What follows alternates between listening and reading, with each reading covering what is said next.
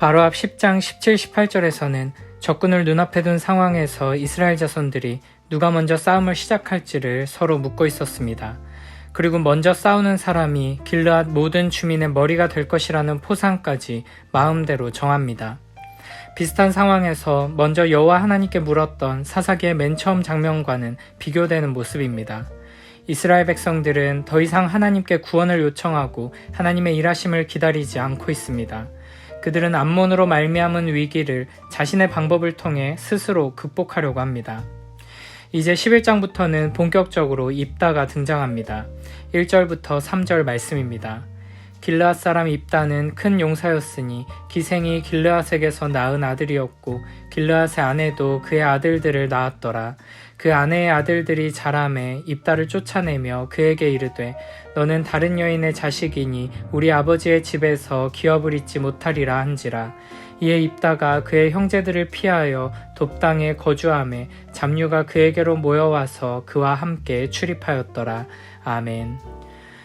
입다는 길르앗 사람이고 큰 용사로 소개됩니다.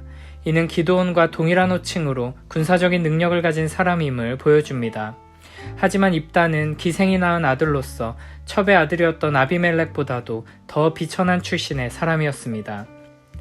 그래서 길르앗의 부인의 아들들은 입다에게 기업을 주지 않겠다면서 입다를 쫓아냅니다. 결국 입다는 집을 떠나 돕으로 도망했고 그에게는 잡류가 모이기 시작했습니다. 여기서 잡류는 직역하면 가치가 없는 사람들입니다. 아버지의 아들들에게 기생의 아들이라는 이유로 핍박받아 쫓겨난 입다에게는 큰 능력과 매력이 있었던 것 같습니다. 그래서 입다와 비슷한 처지에 있는 비천한 사람들이 모여들게 되었습니다. 그런데 잡류로 번역된 이 단어는 아비멜렉 이야기에 나오는 용병들과도 동일한 단어입니다. 입다 주변으로 모여든 이들이 단순히 불쌍하고 비천한 자들이 아니라 함께 모여서 힘을 과시하며 악을 행하는 일종의 깡패 집단으로 볼 수도 있는 것입니다. 3절에서는 잡류가 모여와서 그와 함께 출입했다고 말하는데 여기서 출입했다는 말은 문자적으로 나가다 라는 뜻으로 누군가를 공격하고 약탈하는 의미를 담고 있습니다. 이 모든 일들이 하나님의 선택받은 백성들 이스라엘 안에서 벌어지는 일이라는 것이 아이러니합니다. 이스라엘은 사사기의 이야기가 진행되는 동안 점점 타락해서 출신과 신분을 기준으로 형제를 내쫓고 유산 상속의 법을 무시하는 모습을 보이고 있습니다.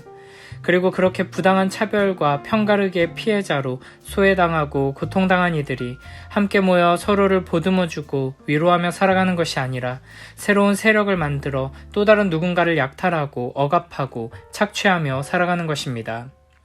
물론 입다가 자신의 비참한 처지를 탓하며 절망 속에서 생을 허비하지 않고 사람들을 끌어모아 영향력을 키워나갔다는 것은 긍정적인 부분으로도 해석할 수 있고 그런 입다의 모습에서 다양한 교훈을 얻어낼 수도 있습니다. 입다는 매우 영리한 협상가이면서 위대한 용사였습니다. 그런데 입다를 그런 큰 용사로 자라게 한 것은 그의 불우한 환경이었습니다. 만약 입다가 풍족하고 안락한 삶을 살아왔다면 결코 이런 사람이 되지는 못했을 것입니다. 그의 혼란스럽고 부족한 것 많은 인생이 그를 구원자가 되도록 준비시키는 배경이 된 것입니다. 그러나 사사기의 본문이 입다를 통해 우리에게 주는 메시지는 입다와 같이 어려운 상황 속에서도 절망하지 말고 큰 용사가 되라는 것이 아닙니다. 입다의 이야기를 통해 성경은 인간이 처한 죄악된 현실을 적나라하게 보여줍니다. 이 세상은 약자들을 차별하고 괴롭히며 내쫓는 강자들 뿐 아니라 어떻게든 비참한 상황 속에서 살아남기 위해 발버둥치는 약자들 또한 모두가 악한 세상 속에서 살아가고 있는 악한 죄인일 뿐이라는 것입니다. 이어서 4절부터 11절에서는 이렇게 세력을 키운 입다를 길르앗의 장로들이 사사로 세우는 이야기가 등장합니다. 얼마 후에 암몬 자손이 이스라엘을 치려하니라. 암몬 자손이 이스라엘을 치려할 때에 길르앗 장로들이 입다를 데려오려고 돕당에 가서 입다에게 이르되 우리가 암몬 자손과 싸우려 하니 당신은 와서 우리의 장관이 되라 하니 입다가 길르앗 장로들에게 이르되 너희가 전에 나를 미워하여 내 아버지 집에서 쫓아내지 아니하였느냐 이제 너희가 환난을 당하였다고 어찌하여 내게 왔느냐 하니라. 그러므로 길르앗 장로들이 입다에게 이르되 이제 우리가 당신을 찾아온 것은 우리와 함께 가서 암몬 자손과 싸우게 하려 함이니 그리하면 당신이 우리 길르앗 모든 주민의 머리가 되리라 하매 입다가 길르앗 장로들에게 이르되 너희가 나를 데리고 고향으로 돌아가서 암몬 자손과 싸우게 할 때 만일 여호와께서 그들을 내게 넘겨주시면 내가 과연 너희의 머리가 되겠느냐 하니 길르앗 장로들이 입다에게 이르되 여호와는 우리 사이의 증인이시니 당신의 말대로 우리가 그렇게 행하리이다 하니라. 이에 입다가 길르앗 장로들과 함께 가니 백성이 그를 자기들의 머리와 장관을 삼은지라. 입다가 미스바에서 자기의 말을 다 여호와 앞에 아르니라. 아멘. 암몬의 침입으로 전쟁이 임박하자 길르앗 장로들은 형제들에게서 쫓겨난 입다를 데리러 돕 땅에까지 가서 입다에게 자신들의 장관이 되어달라고 요청합니다. 장관은 군사 지휘관을 의미하며 일반적으로 장로들보다 낮은 지위에서 명령을 받아 움직이는 직책입니다. 이들은 지도자가 필요한 것이 아니라 자기들을 위해 싸워줄 용병이 필요했던 것입니다. 입다는 이들의 부탁에 대해 부정적으로 반응합니다. 나를 미워하며 쫓아낼 때는 언제고 이제 와서 도와달라고 하는 것이 말이 되냐며 화를 냅니다. 그러자 길르앗의 장로들은 입다가 가서 암몬과 전쟁을 해준다면 길르앗 주민의 머리로 삼겠다고 제안합니다.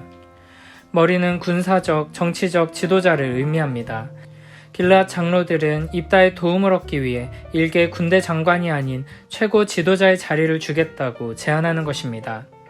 입다는 이 제안을 듣고 만일 여호와께서 그들을 내게 넘겨주시면 내가 과연 너희의 머리가 되겠느냐라고 말합니다.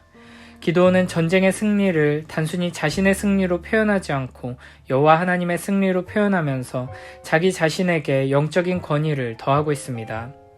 입다의 이런 발언은 모든 전쟁은 여호와께 속한 것임을 믿는 믿음에서 나온 겸손한 말처럼 보이기도 하지만 사실 입다는 자신의 행동에 하나님의 권위를 더 씌우기 위해 하나님을 이용하고 있는 것입니다. 이에 길르앗 장로들도 여호와가 증인이심을 확인하며 입다의 말에 동의합니다. 이제 입다는 미스바에서 여호와 하나님 앞에 자신의 말을 아뢰는 것으로 협상을 마무리합니다. 길르앗의 장로들이 입다를 사사로 세우는 장면은 이스라엘이 얼마나 하나님을 멀리 떠나 있는지를 잘 보여주고 있습니다. 이스라엘은 위기 앞에서 하나님 앞에 엎드려 기도하며 부르짖지 않았고 하나님의 구원을 기다리지도 않았습니다. 그들은 하나님께서 세워주시는 사사를 기다리며 의지하지 않고 자신들이 나름대로 강한 용사라고 생각한 입다를 찾아가 자신들의 지도자로 삼았습니다. 지난날에는 추방의 이유가 되었던 그의 출신도 이제는 아무런 문제가 되지 않았습니다. 그들은 그저 겉으로 보기에 입다가 얼마나 강력한 힘을 가졌는지 큰 세력을 가졌는지만을 보았습니다. 하나님을 신뢰하지 않고 당장 눈앞에 거짓된 약속을 보여주는 우상들을 숭배하며 의지하던 것과 동일한 태도로 입다를 이스라엘을 위한 구원자로 세우고 있는 것입니다.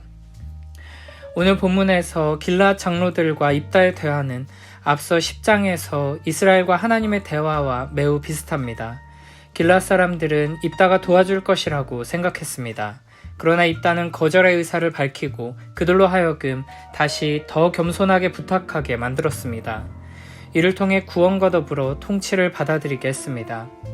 앞서 하나님께서 이스라엘 백성의 구원해달라는 외침을 거절하시고 이스라엘이 더 분명한 회개의 말과 행동으로 하나님 앞에 엎드리는 패턴이 반복되고 있는 것입니다. 이를 통해 우리는 앞선 이스라엘 백성들의 회개가 참된 회개가 아니었음을 다시금 확인하게 됩니다.